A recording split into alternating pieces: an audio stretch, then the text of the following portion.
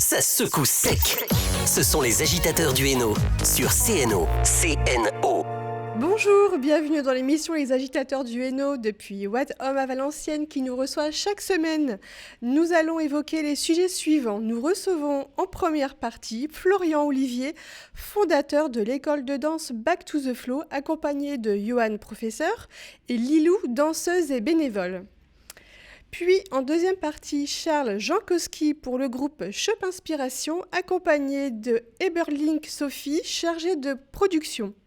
Je salue toute l'équipe et on se retrouve dans un instant. À tout de suite. Ça secoue sec. Ce sont les agitateurs du Hainaut sur CNO. CNO. De retour sur CNO depuis What Home à Valenciennes avec Florian. Bonjour. Bonjour. Alors, donc aujourd'hui, on est là pour parler de votre école de danse, votre parcours et puis vos projets à venir. Ok. Par quoi je commence du coup ? On va parler de votre parcours, pourquoi pas ? Moi, je suis Florian, donc danseur hip-hop. J'ai commencé la danse il y a maintenant, ça fait longtemps. Maintenant presque 20 ans, 20 ans même. Et j'ai commencé avec Rachida Menzou, qui est une figure du Nord dans le hip-hop. Et après, je me suis formé aussi d'autres acteurs. C'est qui je connais pas. Rachida Menzou, alors c'est une figure du Nord dans le hip-hop. Il a écrit le livre Zoom il n'y a pas très longtemps. Le livre Zoom qui est l'univers de la danse, donc qui a repris un peu tous les styles de danse qu'on peut avoir dans le hip-hop, toutes les thématiques, et qu'il a vraiment poussé dans un livre qui est très bien, que je vous recommande d'ailleurs de prendre, qui fait partie aussi de l'école de danse, je vais y venir après aussi, mais qui est venu aussi après dans l'école aussi en tant que formateur, qui est un des meilleurs formateurs, on va dire, dans le Nord. En tout cas, pour moi, en pédagogie, c'est l'un des meilleurs, qui était recordman du monde de headspin. Donc le headspin, c'est une figure où on tourne sur la tête. Donc en 2000, il était recordman du headspin. Je vois la figure. Voilà. Tout le monde le voit. C'est le genre de truc qu'on n'essaye pas tous les jours. Exactement, ouais. Donc voilà pour Rachid, pour le formateur que j'ai eu. Après, je me suis formé aussi auprès d'autres personnes, donc comme Afid Zeknini, qui est un chorégraphe aussi du Nord, qui est basé sur Maubeuge, qui est un très très grand chorégraphe aussi, qui faisait une formation qui s'appelait le Pôle Espoir à l'époque, que j'ai fait par la suite. Après, je me suis formé un peu, on va dire, quand je dis à droite à gauche, dans le sens où on va voir des danseurs, on les rencontre, on échange avec eux, on se forme, on échange au niveau de la danse aussi. On a créé un groupe qui s'appelait après Do Not Forget, avec Sofiane Chalal, qui est aussi danseur du Nord et comédien, qui est très très connu aussi dans le milieu du hip-hop. Et Urkel et Romain, pour les citer aussi. Donc avec ce groupe-là, on a fait plusieurs choses aussi en termes chorégraphiques, pas mal de concours du coin. Le plus connu, ça restait la finale du World of Dance, avec lequel on est parti faire la finale à Los Angeles. Et après, on a fait aussi la première partie de Youssoupha, donc un rappeur, Ahmed Silla. J'ai fait aussi C2C à l'époque aussi. Et moi, après, individuellement, j'ai fait aussi d'autres prestations à côté. Donc j'étais danseur aussi au festival Les Eurokéennes, le High Five, Electro Beach aussi. J'ai dansé aussi avec la mode en image, si je ne me trompe pas, c'était au Maroc. Et après, je suis parti aussi là récemment. Le plus gros événement, c'était la finale. C'était au Koweït. Je cherche le nom exact. C'était le Golf Cup. En gros, c'est une sorte de mini coupe du monde avec tous les pays du Golfe. Donc, on a fait l'ouverture au Koweït. Et après, par la suite, j'ai lancé mon école Back to the Flow ici à Valenciennes. C'est de faire un peu mieux, mais non, mais c'est déjà beaucoup. Ça fait un sacré CV quand même. C'est déjà une belle expérience. Oui, c'est pas mal. Alors, donc, votre école de danse est située à Valenciennes, Valenciennes, c'est ça, au numéro 6, rue Félix Desruelles à Valenciennes. Et donc, quel style de danse vous faites dans cette école ? Alors, on retrouve principalement des danses urbaines, donc le hip-hop, sous toutes ses formes, c'est-à-dire que ça comprend le pop, le lock, je vais venir après le break, qui est maintenant JO aussi. Il y a aussi des styles un peu contemporains, contempo-jazz, girly. Et après, pour tous les niveaux, pour tous les styles aussi. Parce que forcément, les styles hip-hop, il y a différents... Ce ne sont pas des danses très calmes quand même. Non, mais après, le contempo jazz et modern jazz, on va dire que c'est un peu plus calme, entre guillemets, dans les sons. Mais sinon, le hip-hop, souvent, c'est un peu plus rythmé, on va dire. Alors, on connaît un peu de nom certaines danses, mais le girly, c'est quoi ? Démonstration. Ah oui. Non, girly, c'est une danse beaucoup plus féminine, on va dire, vraiment féminine au niveau de la gestuelle, au niveau des regards, au niveau de la danse en général, beaucoup plus féminin, pour vraiment synthétiser la danse, quoi. C'est Alors, vraiment quand ça. on dit féminin, c'est un mélange de plusieurs danses ou... Ben, ça va être, je vais pas repartir dans le détail. Pourquoi féminin, justement? Au niveau de la gestuelle, il y aura des jeux au niveau des positions de corps et des mouvements de sensuel. corps qui seront plus sensuels et plus C'est de féminins, l'expression ça. corporelle. C'est ça, ouais, tout à fait. Mais ça existe aussi en salsa, etc. Oui. Ça, dans tous les styles de Nous danse. sommes danseurs tous les deux Ah, de ok. bachata et de salsa. Intéressant. Mais je fais pas de girly, moi. Moi non Mais plus. moi non plus, hein, moi non plus. Forcément. Quoique de toute façon, même dans le girly, pourquoi pas, un homme peut en faire aussi. Tout Puisque est, oui, ça va, il y a, ouais. je vois, j'ai des amis qui font encore de la salsa et qui font des cours, et il y a des hommes Oui, qui bien sûr. participent aux cours. Bien sûr, hein, c'est pas Oui, fermé. puis, hein. en fait, c'est vrai que la bachata est une danse aussi très sensuelle Ouais, également. exactement. En fait, après le girly, ça fait partie aussi d'un mouvement qui pouvait permettre aussi justement aux personnes plus féminines d'assumer un peu leur corps, parce qu'on a souvent pensé, catégorisé, étiqueté un peu le hip-hop comme étant strictement masculin, alors que pas du tout. Et en fait, il y a aussi ce mouvement-là qui est arrivé pour affirmer aussi ce côté sensuel et féminin qu'il pouvait y avoir aussi dans la danse, dans les danses urbaines. Au Et à final. vaincre aussi parfois la timidité. Complètement, ouais, c'est ça. Oui, la sensualité fait que ça va C'est ça. la timidité. S'affirmer, s'assumer complètement, du coup, qu'on soit fille ou garçon au final. C'est bien, c'est bien. Le hip-hop, alors, en général, ça vient de quoi exactement? Ouf, question profonde. C'est-à-dire, vous voulez, les origines de la danse? L'origine du hip-hop. Forcément dans la rue, on va dire. Forcément, mouvement au niveau de rue, hein, dans le Bronx, à New York. Après, il y a différents courants qui sont matérialisés là-dessus, mais de base, c'est vraiment, il y a la danse. Après, il y a différentes branches aussi. Quand on parle de hip-hop, hein, il y a la danse. Donc là, c'est vraiment l'école, on est là-dessus, mais aussi le DJ. Le beatbox, le graffiti. toutes les branches du hip-hop. Ouais, toutes les branches du hip-hop, exactement. Le graffiti aussi. Tout ça un peu est né au niveau, dans la rue, clairement. Ça, c'est unanime pour tout le monde. Hein. Ça n'a pas été créé. Voilà, c'est différent encore de danse classique qu'on peut voir aussi. Mais vraiment, le hip-hop, c'est la base, c'est vraiment dans la rue. Ouais. Et comment ça fait pour arriver en France? Et puis, qui a popularisé le hip-hop? Il y a eu plusieurs choses aussi. Après, en arrivant en France, il y a eu... Après, le plus gros impact qu'il y a eu, c'est le New York City Tour. New York City Breakers, si je ne me trompe pas. Dis-moi si je me trompe. Donc, un groupe de breakers qui sont venus après à Paris.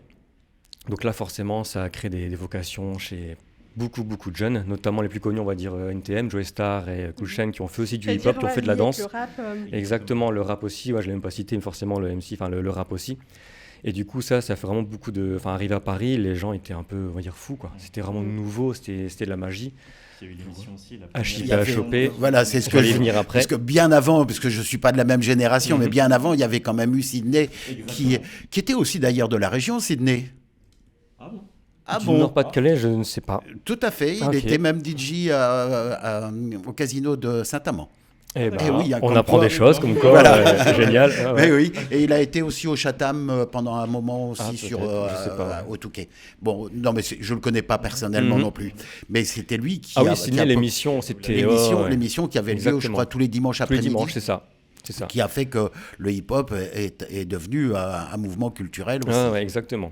Et avant ça aussi, il y avait aussi une émission qui s'appelait le Soul Train aussi en Amérique, qui était aussi, on va dire pareil, c'était très très populaire aussi à l'époque aux États-Unis, quoi. Et c'était pareil, c'était un principe de danse, on va dire. C'est les premières émissions du coup qui ont popularisé un peu. Mais à l'époque, on avait encore 3 voire 4 chaînes. Ouais, donc, c'est ça.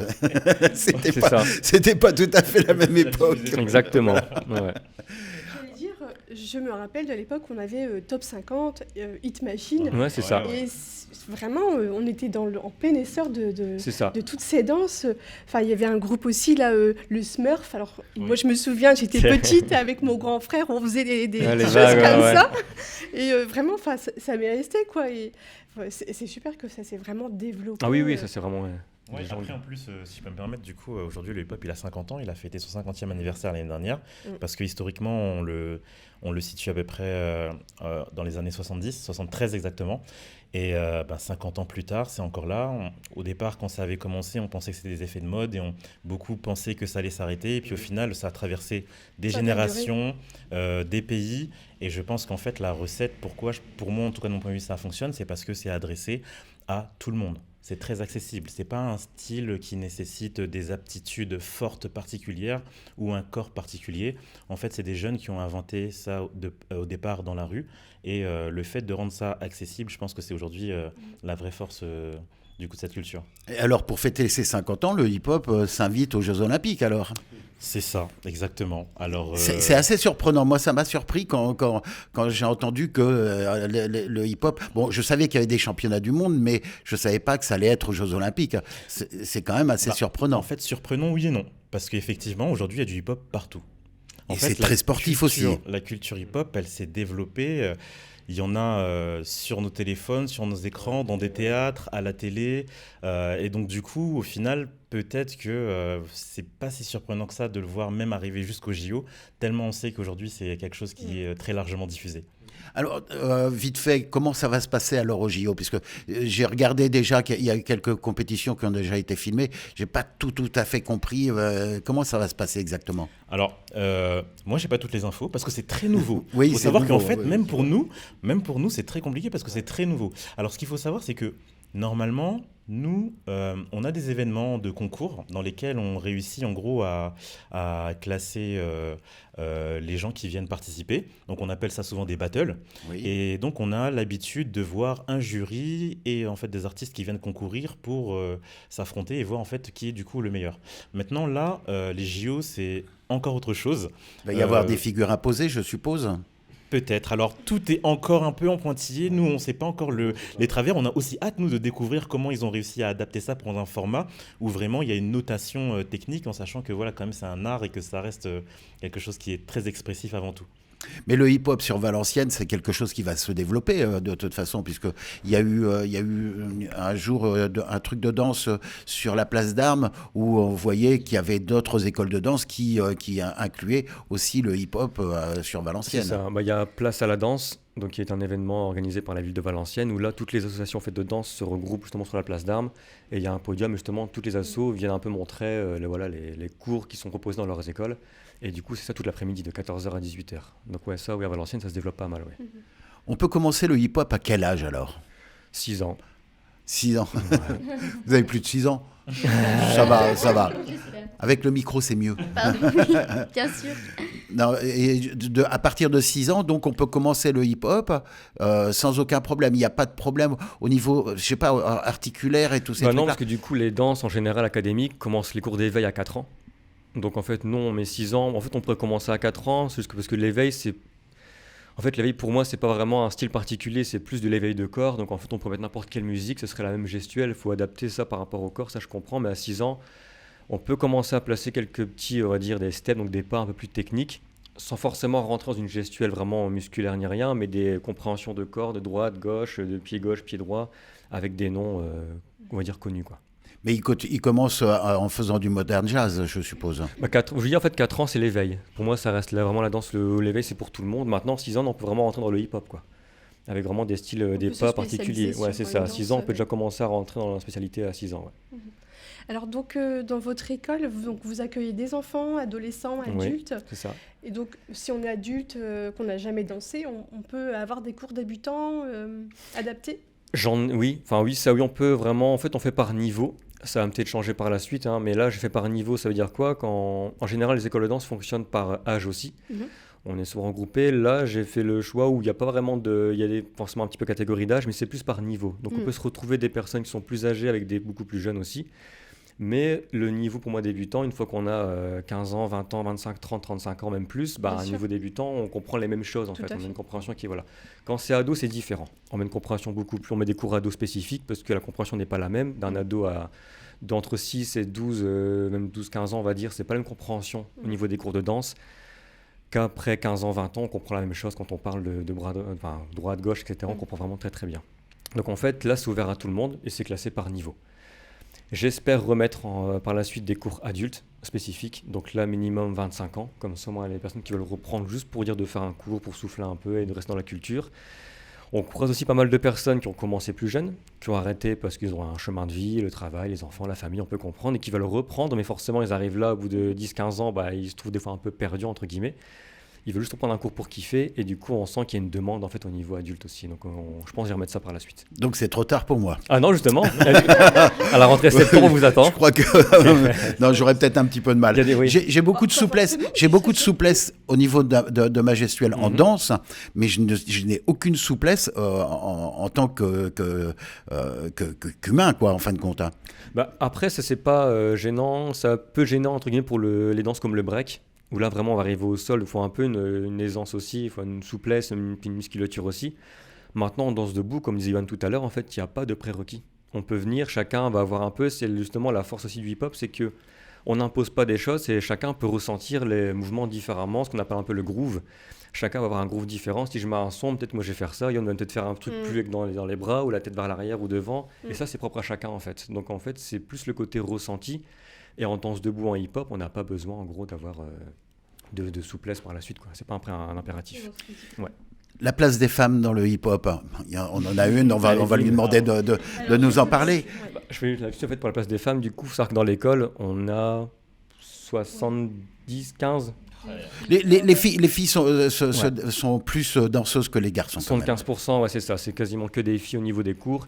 Il y a plus le côté break, où là on retrouve plus quand même de garçons, mais bon, ça après c'est des choix. Allez. Donc les filles, elles font quoi les filles?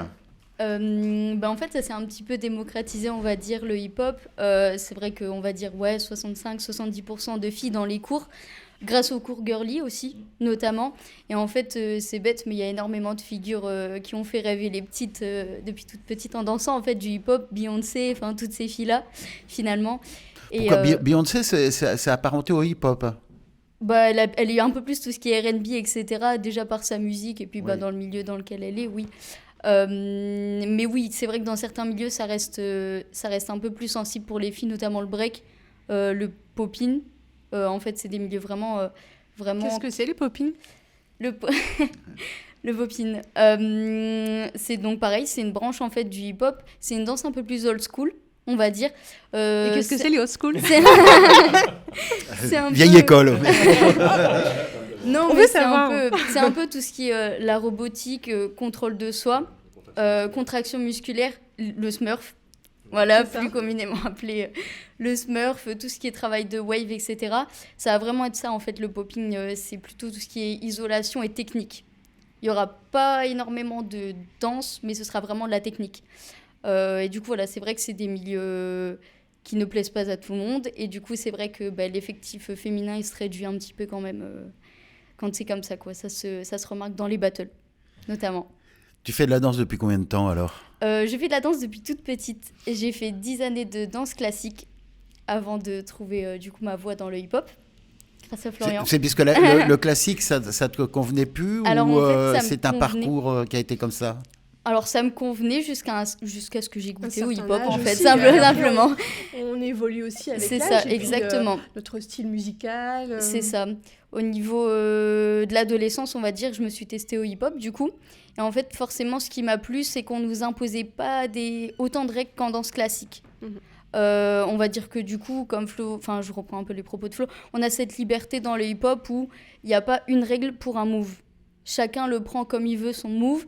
Et pareil, pour l'attitude, chacun a son attitude et on peut vraiment exprimer sa personnalité. La liberté d'expression. C'est ça, à travers sa chorégraphie. Du coup, voilà, c'est ce qui m'a plu vraiment dans le hip-hop. Et après, voilà, depuis j'évolue avec Flo depuis toute petite, quoi. Alors, est-ce que donc, bientôt, il y aura des représentations ? Oui. Du coup, là, c'est les prochaines sorties. C'est je dis tout à l'heure, c'est quoi, le 6 avril. Donc, il y a les foulées valenciennoises. Où là, souvent, ils nous contactent. Chaque année, on est contacté pour faire un petit show d'une heure, en fait, sur la place d'Armes. Donc, pour animer les foulées valenciennoises le samedi 6 avril. Et après, ce sera le 11 mai, place à la danse. L'événement que je parlais tout à l'heure avec toutes les assos de Valenciennes. Et après, quelques concours qui vont se greffer entre deux, avec les concours kids, ados et aussi adultes. Donc, récemment, on a fait un concours de la CND, qui est un concours régional. Et ils sont qualifiés justement pour le national qui va se jouer à Lyon la semaine de l'Ascension. C'est le 8, 9 ou 10 mai, quelque chose comme ça. Donc, ils ont été qualifiés. Donc ça, c'est très très bien. C'était à la Cité des Congrès il n'y a pas très longtemps. Et là, du coup, des concours qui vont encore arriver là, le 15, c'est 15 ou le 16 ? Non, le 16 mars. Parce qu'il y a des catégories, il y a des poules. Souvent, c'est par âge, catégorie kids, hein, souvent, ça va aller... En fait, ça dépend des concours. Là, on va dire qu'allez, ça va être jusque 12 ans, peut-être, on va dire. Après, catégorie ado, forcément, jusque 17-18 ans. Et après, catégorie adulte. En général, souvent, c'est ça. Maintenant, suivant les concours, des fois, c'est spécifique. Des fois, ça change au niveau des âges, c'est tout. Et Valenciennes, ils sont classés comment alors aujourd'hui ? Bah là, du coup, on va représenter du coup Valenciennes au national, à la CND à Lyon. Donc, on est content, donc c'est très bien. Ce sera déjà pas mal. Oui, c'est très bien, ouais, exactement. On peut vous souhaiter de bonne chance déjà, Merci. un petit peu en avance. Hein. Voilà. Ensuite, après, je pense qu'il doit y avoir quand même des contre-indications à peu près vers 40-50 ans. Le corps évolue et puis il n'évolue pas obligatoirement dans le bon sens. Est-ce qu'il y a un après quand même hip-hop ? Bah, après hip-hop, ça va dépendre après de la gestuelle aussi. Là, je prends le cas justement de certains danseurs du Nord qui ont maintenant... j'ai vu une pièce il n'y a pas très longtemps en plus, hein, je ne sais plus c'est quoi le nom de la pièce d'ailleurs, je m'excuse, c'était Brahim Bouchlaghem qui approche maintenant, je ne vais pas dire son âge, mais... Qui a dépassé du coup... Qui a dépassé les âges que vous avez cités. C'est ça, ouais. Et en fait, il est vraiment encore impressionnant. Vraiment, vraiment impressionnant. Donc après, ça va dépendre peut-être plus sur une partie chorégraphique que danseur. On peut se retirer un peu au niveau de la danse, forcément au niveau physique, mais après, chorégraphier des pièces, on sait de quoi on parle, on connaît le mouvement, on sait d'où ça part, on veut des choses, on peut visualiser certaines choses. Donc en fait, en termes de danse, on peut basculer de danseur à chorégraphe ou directeur artistique pour d'autres projets. Donc ça, après, je pense que ça peut être l'après pour certains chorégraphes aussi par la suite, quoi. Et comme dit... mais j'oublie son nom aussi, malheureusement. Peut-être que tu vas m'aider, un Storm, pardon, qui disait que l'âge n'était qu'un chiffre, quoi. Oui, c'est sûr. Oui, non, mais il y a des moments où on sent que le chiffre, il est là ouais. aussi. Hein. Non, c'est pas toujours facile. Ouais. Mais quand on a 6-7 ans, on rêve de devenir danseur. De toute façon, je pense que ce soit dans la tête des garçons ou des petites filles, il y a toujours ce rêve de devenir danseur. Qu'est-ce qu'on peut leur dire à ces jeunes pour qu'ils soient encore plus motivés de venir justement dans une école de danse et de faire du hip-hop ? S'ils l'ont en tête, il faut écouter ses rêves, il faut y aller, il faut foncer. Hein. Si on a un truc en tête, la danse ou autre chose en général, c'est ce que je dis après aux élèves en général, quand je les ai en face de moi, c'est que s'ils sont motivés pour une chose, il faut le faire à fond, quoi. Ce qui est dur maintenant, parce que du coup, on a toujours les barrières des fois des parents qui ont des fois des contraintes, on va dire, à dire, non, il faut d'abord passer par une voie, on va dire, normale, entre guillemets, de diplôme, etc. Mais en fait, pour moi, si on a un truc en tête, il faut y aller, quoi. Il y a des danseurs professionnels, autrement, je sais pas, en France, il y a des danseurs professionnels de hip-hop ? Oui, après, oui. Il y en a qui, à part chanter, il y en a qui en font leur métier. De danseur ou en danseur ? Ouais, en danseur. Même dans le Nord. Pas en tant que prof, en tant que danseur. Ouais. Oui, toutes les compagnies pro déjà qui existent aussi en France. Là, je parlais justement de Brahim Bouchlaghem, c'est la compagnie... Ce que ça revient pas. Là, il y a tellement de noms, c'est pour ça. On va y venir. Zarbat, je pense. Compagnie Zarbat. Il y a la compagnie Racine Carré aussi, qui est une compagnie du Nord.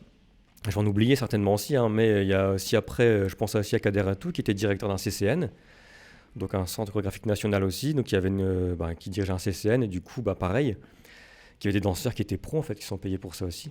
Il y a une fédération ? Alors oui, une fédération, la FFD, mais qui est assimilée au sport. Donc c'est plus compliqué aussi. Tout le monde n'adhère pas forcément parce que du coup c'est rattaché au sport et pas à la culture. Et donc voilà, mais il y a une fédération. La FFD. Comment on fait pour ne pas... Puisque c'est un ensemble, en fin de compte, ça peut être sportif, on le voit parce que ça va être aux Jeux Olympiques, mais c'est une culture. La culture hip-hop, elle existe depuis 50 ans maintenant. Exactement. Voilà. Donc comment les politiques, ils ont fait pour passer à côté ? C'est une très bonne question, on vous la retourne aussi. Je pense que c'est peut-être pas non plus de leur âge. Oui, mais après, non, je pense, c'est... Ça va sûrement se développer. Après, c'est historique. Après, si je peux me permettre, c'est historique aussi. C'est-à-dire qu'au départ, c'était une énergie qui est née justement dans la rue. C'est pour ça qu'on dit c'est dans la rue, parce que c'est pas quelque chose qui a été créé de bureaucrates ou de gens qui dans l'administratif. Donc, c'est un peu l'essence même, le cœur de cette culture, d'être en fait un peu à côté, à part, et d'avoir cette capacité à être libre et à pouvoir se développer comme elle veut. Donc je pense que c'est pour ça qu'aujourd'hui il y a un peu cet espace, cet écart entre on va dire, l'administratif, les fédérations, etc. et en fait cette culture hip-hop. Bien que, comme je vous dis, je pense qu'aujourd'hui, le hip-hop est partout et sera partout parce qu'il reste très accessible.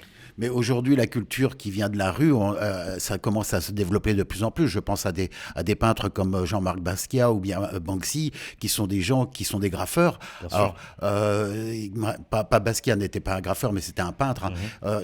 La culture de la rue, aujourd'hui, c'est devenu la culture de tous les jours, en fin de compte. Complètement. Ce que le hip-hop a réussi, à mon sens en tout cas, à prouver, c'est que même avec rien, on peut réussir à faire quelque chose. Et c'est ça en fait l'essence, un peu le cœur du message que le hip-hop essaye de porter. Et donc effectivement, c'est pas parce que au départ on parle de rue, souvent ça a été un peu catégorisé, un petit peu connoté. Mais c'est juste pour dire que c'était des personnes qui sont parties en fait de pas grand-chose, pour réussir à créer aujourd'hui un engouement, une culture, à développer, à des cours, à se professionnaliser. Il faut savoir qu'aujourd'hui, comme il disait, il y a des chorégraphes, il y a des artistes-interprètes, il y a des intermittents du spectacle qui sont danseurs et qui travaillent dans des compagnies différentes. Donc il y a plein de métiers aujourd'hui autour du hip-hop, même si au départ, effectivement, on part de rien. Vous enseignez quelle spécialité ? Alors, moi, pour ma part, du coup, je suis professeur de hip-hop, donc dit debout, donc par opposition au breakdance, qui est du coup plus la partie acrobatique.